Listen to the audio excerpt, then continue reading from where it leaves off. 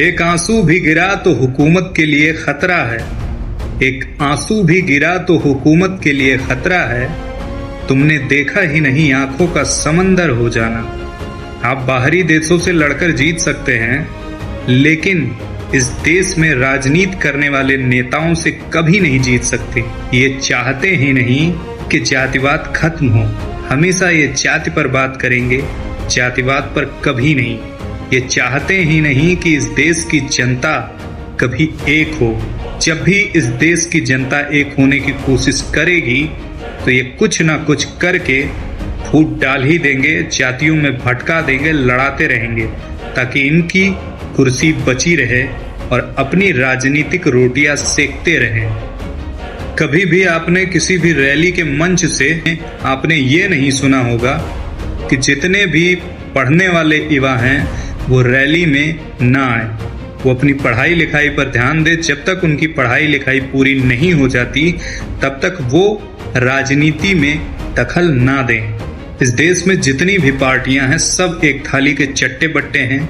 इनका bank balance कैसे maintain होगा? इनके बच्चे विदेश में कैसे पढ़ेंगे? इनके पास लग्जरी कार और वीआईपी हवेली कैसे ये सब हो पाएगा? अगर देश का हर नागरिक पढ़ा लिखा हो जाएगा तो इनके बहकावे में नहीं आएगा और ये जातिवाद में फंसाकर इस देश को गुमराह नहीं कर पाएंगे।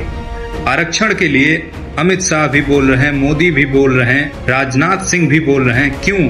क्योंकि वो बच्चा जो गरीब का है उसके पास कोई सुविधा नहीं, उसकी घर की आर्थिक स्थिति इतनी मजबूत नहीं रहती और वो 15-20 हजार की नौकरी करने के लिए दिल्ली, नोएडा, अंबाला, पंजाब, हरियाणा जाकर कमाता है और अपना परिवार चलाता है। तो रियल में जिसको आरक्षण चाहिए उसको मिल नहीं पाता। जिसको कोई जरूरत नहीं है वो इसकी मलाई काट रहा है और जिसके पास सारी सुविधाएं हैं मलाई तो वो काट रहे हैं। लेकिन इस बात से नेताओं को कोई फर्क नहीं पड़ता, क्योंकि ये चाहते हैं कि देश की जनता अनपढ़ हो ताकि इनकी गद्दी चमकती रहे।